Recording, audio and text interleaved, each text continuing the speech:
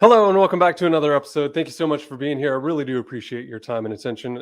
If you're new here, welcome. Secondly, please subscribe to the channel here.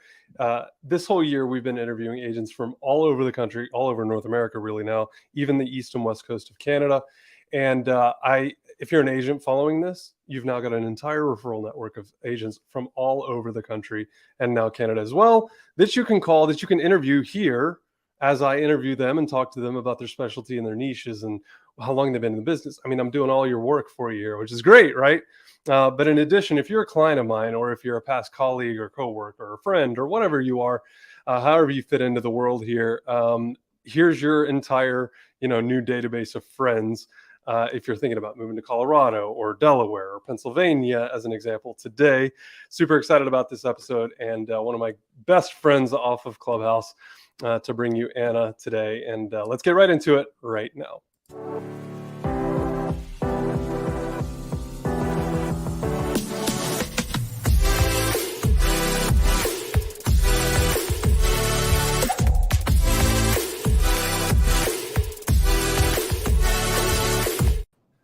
Hello, ma'am. How are you? That's the Southern gentleman in me. I can't help but call you ma'am. This isn't an age thing. I understand. Exactly. It's a mutual respect. Mama taught me. So, Anna, thank you so much for doing this today. I really do appreciate your time and just the ability to chat real estate with you here real quickly, but also to introduce you to my world. So, world, Anna. Anna, please tell the people who you are, where you are, what you do, what makes you different. Why do people choose Anna to help represent them in real estate? Well, most of them can't pronounce my last name, Matt, as I noticed you just went with Anna, and that's okay. So I'm Anna Abbatemarco, and I'm a team leader and listing specialist here in the lovely Chester County, Pennsylvania, although you can see behind me, the weather is not so lovely today. But why do people choose me? I think I'm not from here. I'm not from Pennsylvania. I don't know if you can hear the little bit of accent that you all make fun of me for. I don't think I have an accent, but nonetheless, I am from Brooklyn, New York. And when I moved here and began selling real estate, it was interesting. At first, I was trying to kind of cover it and sound a little more like mainstream. And then, I don't know, it just came out one day and the reaction was actually pretty awesome. Apparently, people selling their home do actually want someone who's a bit aggressive. I'd like to think assertive, but whatever. And that's going to protect their best interests and be straight with them. So, I'm kind of known as the transparent agent. I'll say anything. And yeah, I think it's been beneficial to just simply be honest, not overpromise and underdeliver, right? And just, hey, I can either get it done or I can't. Here's why. And we're either going to work together and collaborate and have a mutual trust relationship, or it's not the relationship for me and I'd much rather walk away. Yeah. Well, and I feel like when you start that way, A, it ends up a lot easier, or B, you end up saving yourself a lot of time, money, headache, so on and so forth and so on and so forth. And I tell my clients all the time, I'd rather disappoint you now in the first 5 minutes of our dialogue than 5 months from now when we haven't gotten the price that you want, when we haven't found you a home. I've even got calls from referral agents as well going, hey, we got this guy, we're going to send him over to you. And I'm like, great. When are you looking to buy? In a month. I'm like, are you familiar with the Atlanta real estate market right now? What's happening? It's a little crazy. No one set expectations. And I tell them, I'm like, I'm not going to sugarcoat it. So you and I are very, very similar in that regard. So obviously I know a lot more about your background story, but when you guys moved there, you didn't know anyone, right? Like, I think a lot of agents are like terrified. I'm born and raised here in Atlanta, so I've got a huge network, tons of people that I know from church and baseball and basketball and school and sports and everything else. But when you moved there, you didn't know anybody. Nope. So how on earth did you go from Anna today to, because that's got to be like just an unbelievable way to build a business, yeah? Well, it was great because I never had to feel that angst. We hear it all the time when realtors are like, could you believe my mother listed with someone else? It's usually not your own mom, but I've heard that as well. and they feel very slighted. Hmm. And I get that, but this is business. And when I got into this, it was the reason why I thought it was a good idea is because of my previous careers. People would always tell me you would make a great realtor. And so I started as a loan officer, then I managed a HUD housing counseling agency. And I think in that world of educating consumers, and I was also the HECM project manager, which is the reverse mortgages for seniors. I didn't sell them, I counseled them. So they had to get that counseling before they would actually get approved for their reverse mortgage. And my senior clients, oh my gosh, I love them. And they would always tell me, you would be great in sales. And I thought that's interesting because, they really liked me. There was a respect. They appreciated the information. And it was just an understanding, people don't want to be sold. They want advice. They want help, right? They want to be guided. They want to be protected. So when we got here, I figured, what the hell? Let's get the license. Let's learn the area and see if this is, the time. I've always wanted to do it. I just, never got around to it. And so, of course, I toyed with the idea of joining a team. But let's be honest, Matt, any team who would take me, I mean, how crazy would they have to be? Right? Come on, that's not going to work. And I knew enough about myself to know that to be true. Plus, I didn't want to disappoint at the time in that my boys were in 5th and 7th grade. And, whatever teams were out there and whatever structure they had, there was structure. And I didn't know that I would be able to, satisfy that. So I just did it on my own, got to learn the area. I'm a chatterbox. I'll talk to anyone, right? And my clients became my friends because I had none. And the boys, imagine in 5th and 7th grade, no more play dates. Like, you're not meeting other parents, not on, intentionally. And Right. so for me, doing open houses and going to broker opens and just getting involved in the real estate industry with other realtors who, by the way, are very social, and then beginning to sell real estate, I truly became friends. These clients would come over for dinner, we'd go out, things of that nature because I didn't know anyone else. So it was actually great. And for anyone who's moving to a new state, I highly recommend it. I think it's a great industry to get into, even being new to the area. Yeah. And especially if you're naturally extroverted or outgoing or social, I think that a lot of people have said exactly what people said to you, which is, and you should be in sales, or you should be in real estate, or you should be, out in front of people. And it's like, now I know why. Now I understand why. It was very unclear to me very early on in my career.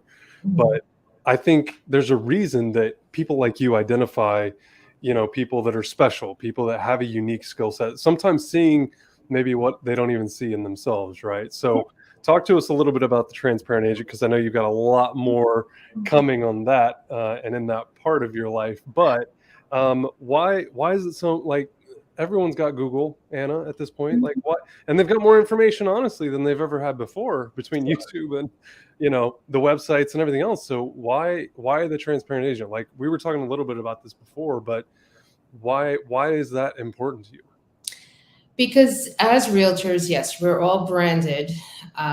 We all have some way better than others, like you, Matt, right? You're very consistent. You're fantastic on social media. And you enjoy it. And there's a message, and you're promoting, whether it's the properties, yourself, your brands, right?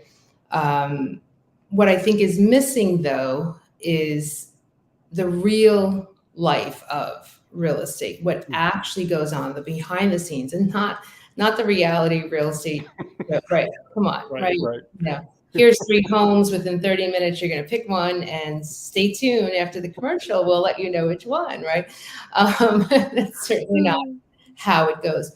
And I think that there is such a lack of real education and information for the average consumer.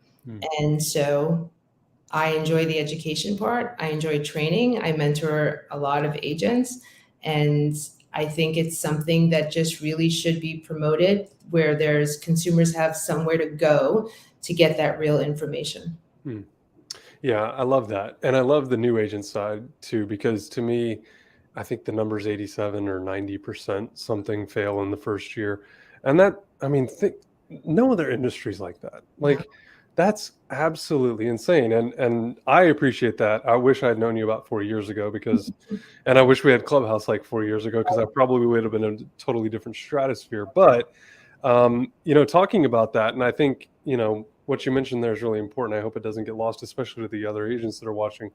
Um, the certifications, the licensing beyond your license, like any course you take, any CE, that's not really the full picture, right? Like you got to go experience some of this stuff. And again, back to you're moving to a brand new state. I got to feel like that was trial by error in a lot of ways, no? For sure, for sure. I mean, the biggest challenge was getting out of my own neighborhood. Thank God for back then it was TomTom. I think it was Tom, right? Garwin, one of those. I didn't even have GPS in my car.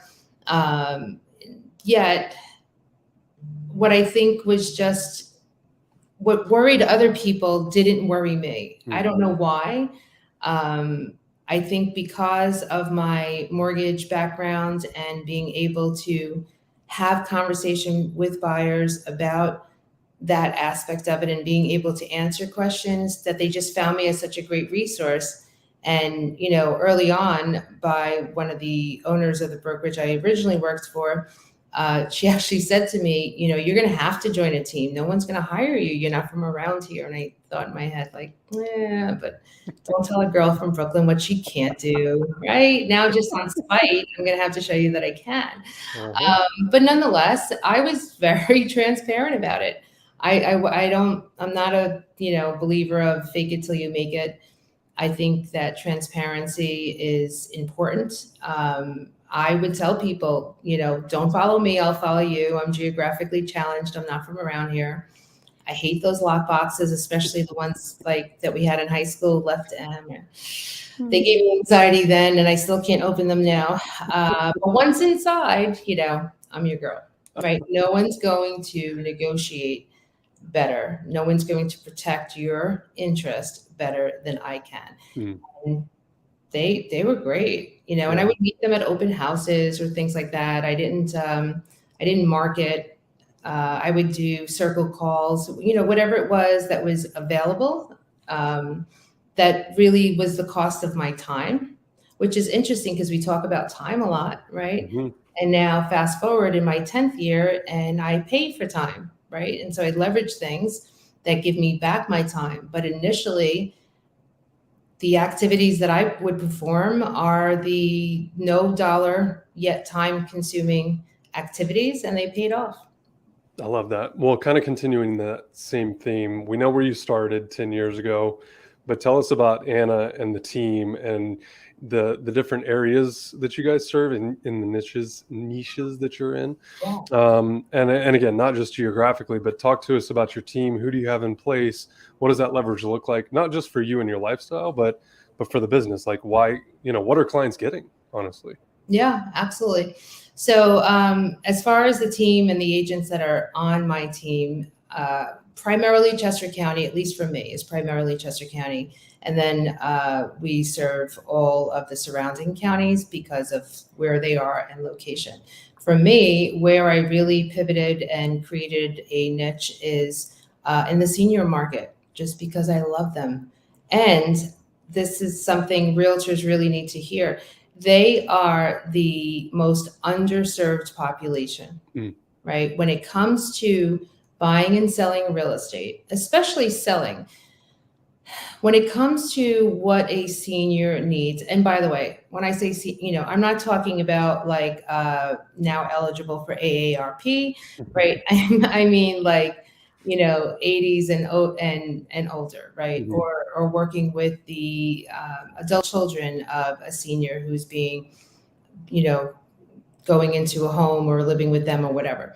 Their needs are so much greater, and it is so much more that personal connection and conversations and collaboration amongst the family. I mean, there have been times where I'm going over multiple offers with 5 siblings, and maybe mom and dad. Actually, one was mom and dad and all 5 kids. They all wanted to know. They were all very much interested in this real estate process. Hmm. May come one, come all, right? And I set that expectation up front when I first meet with my senior clients, right? Who would you like involved in this? Let's get them in from day one, so there's not a lot of back and forth and trying to figure it out. Mm-hmm. So for me, because I just enjoy working with them so much, I literally have built a business on all things seniors. Yet on my team, I have specialists who are in all different things, whether it's investor buyers and more fix and flips, or first-time home buyers, right? Each agent, I would say, on my team really has a niche of what they enjoy doing and who they surrounded themselves with, and having that sphere. So when you need to buy or sell a home in Pennsylvania, unless it's my area, my niche, it wouldn't be me that shows up. Yet our team, we all follow the same systems, use the same, TC, the same marketing, the same photographer, videographer. Well, that changes location if it's outside of the county, Mm-hmm. things of that nature. But we have a process that's very similar. Yet we bring our own uniqueness, our own sphere, because selling a home is not just brick and mortar, right? The location, the people around there who you need to know, the handyman, the plumber, right? All of that, it really is needing to have your team of people outside of real estate that are going to get you from beginning to end. Yeah. Yeah, that's so true. And I think we as agents like to forget that from time to time. It's the same thing over and over again. And obviously, if you're on the buy side or the sell side, things are different Mhm. from time to time. But the process is pretty much the same. So I love that you mentioned that, because I think that hopefully that resonates with some people Mhm. trying to complicate this. I love the what is it? KISS. Keep it simple, stupid. Right? Yeah. That's what I constantly have to play over and over. And I'm like, oh, what about this idea? Or what about that? No, just right back here to the middle, right where we know it'll work. Yeah. So I'm glad you mentioned that. So talk to us a little bit about the future. Like, obviously, you're in a very different position than most agents. You're with a brokerage that has a different model, that you're able to do a lot of different things, that has served you very, very well. Yeah. But talk to us about the future of you and real estate, and like what that looks like. Not just the leader level, but also like the team level. Like, what are you hoping that people 20 years from now say about you as their realtor in the past, or even if you're still in the business doing this? Yeah. I don't think I'll be doing it 20 years from now. Yeah, what I will say is not too long ago, somewhere along the line, my mindset did switch from, this has been fun growing a business. And it was done rather quickly, right? Yet now it's more about building a legacy. And so what I've adapted is like a hybrid of team model, Mm-hmm. so that high producing seasoned agents are attracted to being on our team. And generally, you would think, how would that work, right? There's one team leader, right? There's one alpha in the room. Everyone else needs to be, right? But actually, we created something really beautiful. And I would say the simplest way to explain it is basically like a law firm. You have the partners, right? You have the associates, you have the juniors, you have the specialties, right? You're not going to your divorce attorney for an elder care issue, right? So same thing. And because it was built that way, it just really grows whoever you are, whatever you created, and now you've brought in the people that you're aligned with, that each attract and respect each other, and now they get to bring it to this level, and it's almost like having teams within a team, right? Because there's tiers on our team, and the tier 3s are the mentors to the tier 1s, right? The tier 2s aren't mentors yet. They're more independent. Everyone, depending on your level, there's a different level of responsibility. There's also a greater return. Mm-hmm. And so it's almost like incubating this team within teams, so that should they want to go independent down the line, they've got everything, right? Yeah. And the cost that it is to be on the team, well, that's a cost that you're going to have as a team leader, right? And you just reallocate it there. So I love what we're building, because it's to me, creating self-sufficiency. I don't actually want people dependent on me. Seriously. Well, no, and that's one thing that I can safely say you have reiterated to me several times, and not directly or on purpose. It's just more is caught than taught, believe it or not. But that's what I love about your outlook on this, and I love that you mentioned legacy because you know now, and probably I'd be curious to hear your answer on this. But like in year one, year two, when you're in production, when you're still learning, when it fire hose, right? Like you're just trying to keep your head above water. Yeah. You're not thinking about legacy. You're just thinking about how do I continue to build the business? How do I continue to, not just gain more momentum, but keep the momentum that we've got going.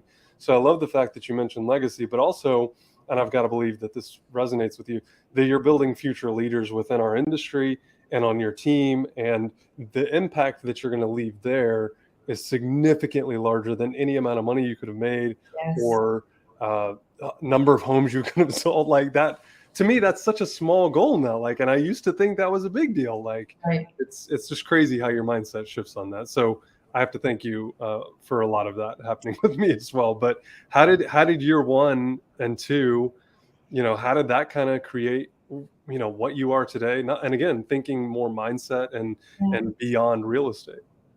Well, year one was learning. That was it. Mm. Learning, like absorbing everything that I could. And yet I did have goals even in year one. I always had a business goal. Mm-hmm. Year one was to do 12 transactions, 12 months in a year, right? Yeah. Not, I figured that's attainable, which I did accomplish that. And coming towards the end of the year, recognizing that I was going to accomplish that, I figured, hell, if I could do 12 transactions, I could do 12 million. What would that look like, based on my average price point? But it really wasn't about doing the 12 million, yet I accomplished that as well. Year two was about leverage. So learning was year one. Year two was about leverage. And I do find that realtors, it takes them a minute before they start thinking about leverage. But I had a pain point. And for me, that was my kids still being that much younger, which a lot of us are realtors with young kids. But I didn't want the family dynamics, the Sunday dinners, the things that, and I got to sit open houses on Sunday. Like, no, I got to be home making Sunday sauce and meatballs and all of that. So for me, that was a pain point. And it was great. I sold these many homes and I made what I made. But did I want to do it again the same way and again, right? And I knew I didn't. I knew very early on that I didn't. So creating that leverage within year two, which actually tripled my volume, and allowed me to do the part that I like, which is being in front of the clients and negotiations. And pretty much that's it. I want to negotiate all day long, but I don't want to stage it. And I don't want to, do the other things that other people are really great at. Mm-hmm. Right? So leveraging that to others actually, increased volume in sales year over year. And then it became other people that I just liked and who wanted to work with me or what have you. And then it became buyer agents, right? But then I thought that was kind of short-sighted. Why should they only be buyer agents? I didn't have to just work with buyers. Mm-hmm. So I wanted to offer them the same that I had for myself. And then it grew to this. Why should they just be salespeople? Why can't they be leaders, right? So that's what progressed for me year after year. It was first learning, then leverage, then legacy. Yeah, and don't feel bad if it takes you more than a minute or 3 years to figure out that whole leverage thing. I wish I had done everything I'm doing now here in year 4 and like year 1 and year 2, because now I see it. I mean, now it's so crystal clear, and I'm sure this resonates as well. You're just like, why didn't I do this sooner? Why didn't I add this? And not just because of your work-life balance, but because they're better at it. Like there are things that I'm just not good at, and understanding that I'm not good at it is one thing, but giving it away to someone that's better at it now actually hits a totally different mark. So it's not just as good. It's not just a little bit better. It's like a lot better. So anyway, well, Anna, I really appreciate your time. In closing here, if someone's watching this and they're like, I love Anna And I might be able to say her last name. I may not be able to say her last name. But regardless, we're moving to Pennsylvania. We know someone moving to Pennsylvania. We've got a coworker that's relocating there, whatever. What is the one fastest way for them to get a hold of you and your team? After they pronounce my last name, Abbatemarco, and it's phonetic, by the way. It's really not that hard. It's Anna10k.com. I think you cannot get any easier than that. ANNA 10k.com. It links them to everything. Phone numbers, emails, social media handles, wherever, whatever. And my last name is strategically not in my digital card. Simply Anna10k.com. I love it. I really appreciate your time today. Thanks again so much. Thank you. Always a pleasure. Thank you. Have a good weekend. Too.